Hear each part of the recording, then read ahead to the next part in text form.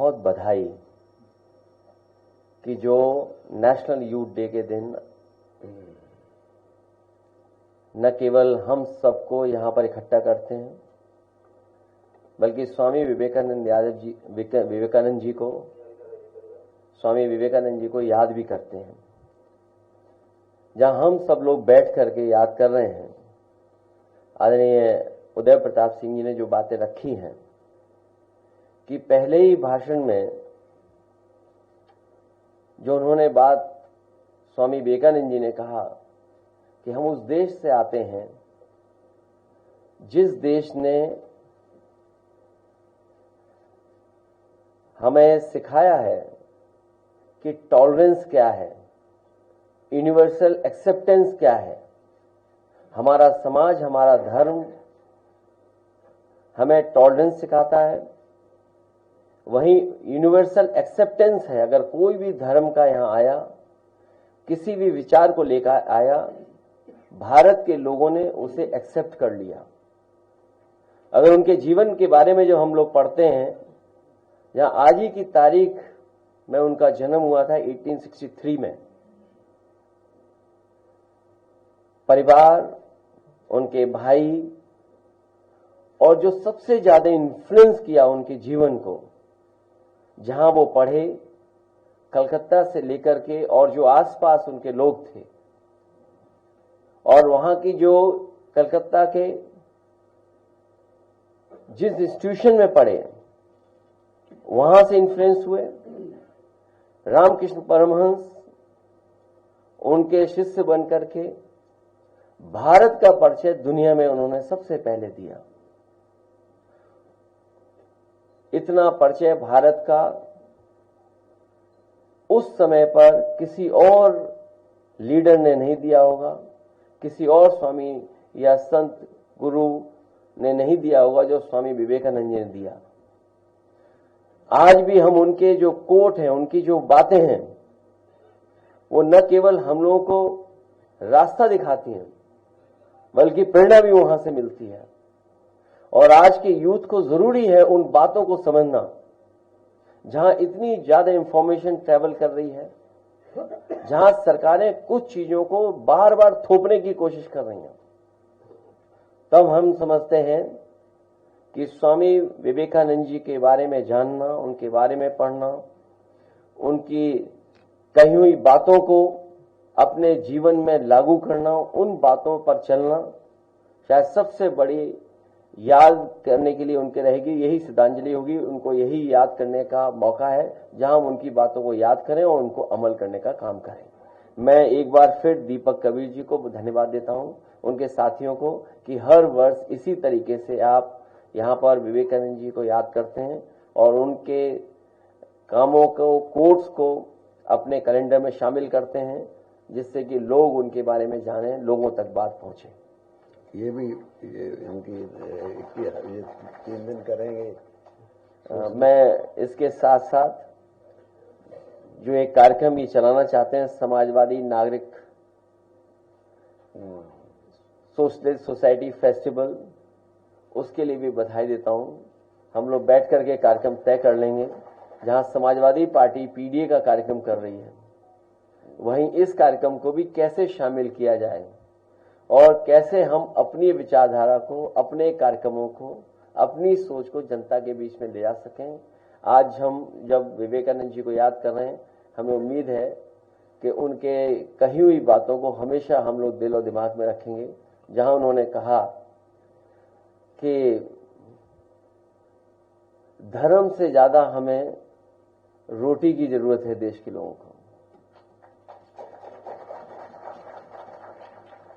और जो गरीब हैं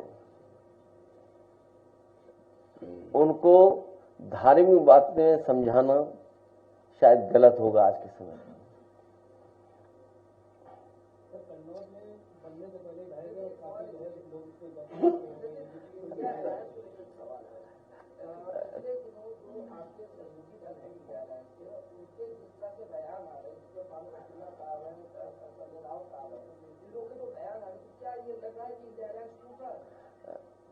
मैं कन्नौज में जो घटना हुई है, हम और आप लोग रेलवे स्टेशंस को अगर देखें तो जो अंग्रेजों के जमाने के बने हैं वो आज भी वैसे ही के वैसे मजबूत दिखाई दे रहे हैं। आज भी उनमें कुछ बिगड़ा नहीं है। अगर हम उन्हीं स्टेशनों को आज के समय की परिस्थितियों के हिसाब से रिस्टोर कर दें तो शायद और अच्छे हमारे रेलवे स्टेशन दिखेंगे। जो कन्नौज में रेलवे स्टेशन या उसकी शटरिंग या जो बनते समय चीजें गिरी हैं जिसकी वजह से बड़े पैमाने पर मजदूर दबे, भगवान की कृपा है कि किसी की अभी तक जान नहीं गई है। हमें उम्मीद है कि सरकार पूरा इलाज कराएगी। उन परिवारों की मदद की घोषणा की है, कम की है, और करनी चाहिए।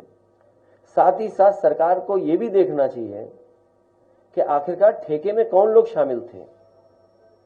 ये उत्तर प्रदेश में नई संस्कृति शुरू हुई है जहां ठेके तो आउटसोर्स और फिर आउटसोर्स और फिर बीजेपी के नेताओं का दबाव। तो जहां ठेकेदार अपना प्रॉफिट के लिए किन किन चीजों से कंप्रोमाइज कर रहा है और जिन मानकों को और जिस सेफ्टी के साथ हमें काम करना चाहिए, हम वो सेफ्टी भी मजदूरों को नहीं दे पा रहे हैं, जिसकी वजह से घटनाएं हो रही हैं। कन्नौज में जो रेलवे स्टेशन पे कार्य हुआ है और जो गिरा है, किसी न किसी बड़ी संस्था के स्ट्रक्चर इंजीनियर से पुनः जांच होनी चाहिए और एक स्ट्रक्चर इंजीनियर के निगरानी में ही आगे काम हो। क्योंकि सुनने में ये आ रहा है जो क्वालिटी सीमेंट की, जो क्वालिटी सरिया की, जो क्वालिटी होनी चाहिए थी वो नहीं है। दिखने में छोटा दिख रहा है ठेका, लेकिन सब कामों को मिला लोगे तो न जाने कितना बड़ा ठेका था। ठेके को तोड़ तोड़ करके छोटा बनाना, उसमें खेल करना, ये बीजेपी की नई संस्कृति है। भ्रष्टाचार इतना कभी नहीं हुआ होगा जितना इनकी सरकार में भ्रष्टाचार हो रहा है। दूसरा, जो इंडिया गठबंधन का सवाल पूछा है, इंडिया गठबंधन वैसा ही इंटैक्ट है। जो इंडिया गठबंधन शुरुआती दौर में जहां से बनना शुरू हुआ था कि वो रीजनल पार्टीज जो भारतीय जनता पार्टी का मुकाबला कर सकें, उन्हीं का साथ देना, उन्हीं के साथ खड़े दिखना है। समाजवादी पार्टी आज भी उसी रास्ते पर है कि इंडिया गठबंधन और मजबूत हो, वही regional party Bharatiya Janata party का मुकाबला करें जो लड़ रही हैं, उन्हीं के साथ खड़ा दिखना पड़ेगा।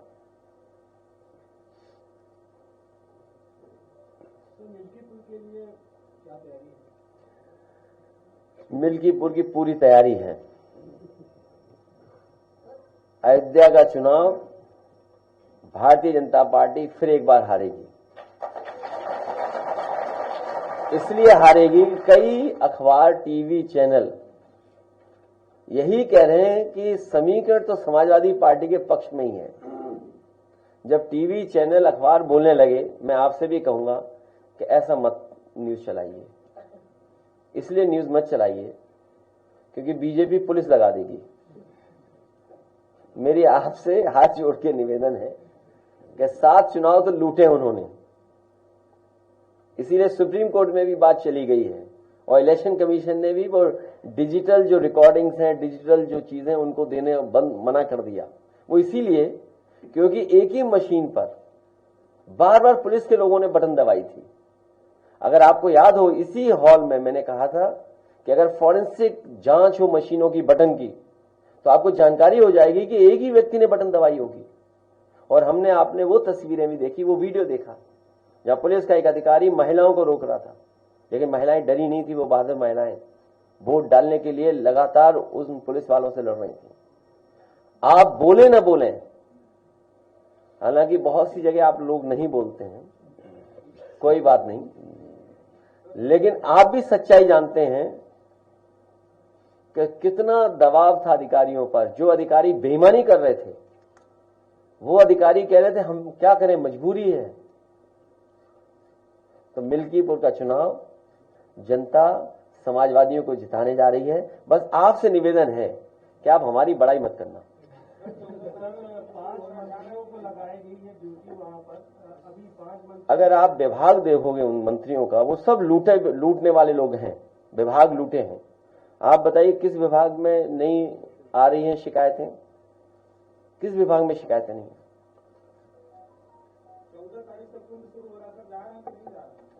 मैं हमेशा गया हूं, और अगर आप कहो तो तमाम वो पिक्चर्स मैं शेयर कर सकता हूं आपसे, जिसमें समय समय पे मैंने गंगा में स्नान लिया है। कम से कम वो भी शेयर करें जो दूसरों को कह रहे हैं कि गंगा में नहाओ। और कुंभ में जाने की जो परंपरा है,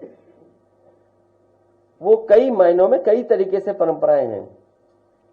कुछ लोग गंगा स्नान इसलिए करने जाते हैं पुण्य के लिए, कुछ दान के लिए जाते हैं, और कुछ लोग जो पाप करते हैं अपने पाप धोने जाते हैं। तो हम लोग पुण्य के लिए जाएंगे और दान के लिए जाएंगे।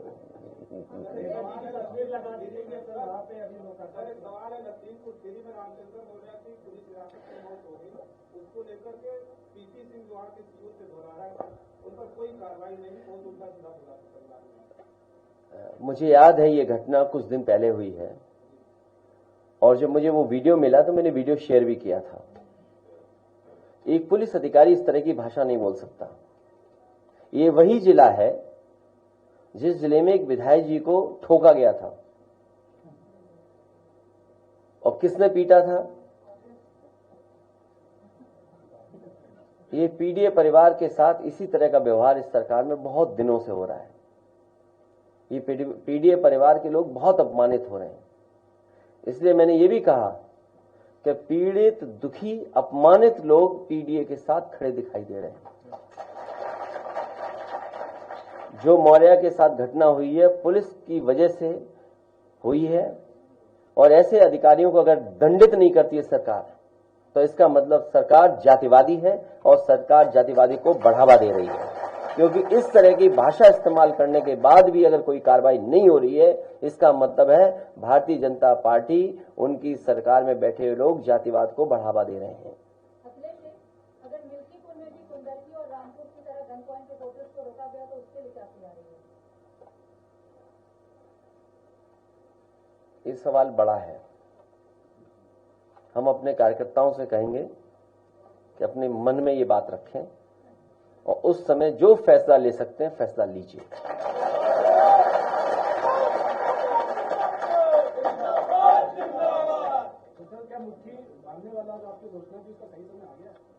क्यों विवेकानंद जी जयंती के दिन भी आज आप इधर उधर जा घूम रहे हो? स्वामी विवेकानंद जी के बारे में आप भी पढ़ें, हम भी पढ़ें, आप भी उनकी अच्छी बातों को माने, हम लोग भी उनकी अच्छी बातों को माने। और जो धर्म का रास्ता उन्होंने दिखाया, जो समय समय पर दुनिया में उन्होंने जिस बात को रखा, पहली बार भारत का और हमारे हेरिटेज का, हमारी रिचुअल्स का, हमारी परंपराओं का, हमारे धर्म का जो प्रचार उन्होंने किया, शायद वैसा कोई नहीं कर पाया। वेस्टर्न वर्ल्ड में हमारी आपका परिचय देने वाले स्वामी विवेकानंद जी को आज हम लोग याद करते हैं, जो उन्होंने धर्म का रास्ता बताया कि जो हमारा भारत ये है कि सबको एक्सेप्ट करता है और टॉलरेंस है उनके अंदर, हमारे लोगों के अंदर।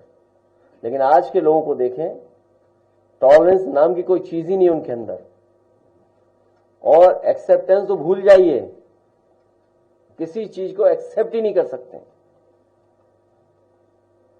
अगर कहीं कमी भी है वो भी एक्सेप्ट नहीं कर सकते। बहुत धन्यवाद हमारे प्रेस के साथियों का। अब नहीं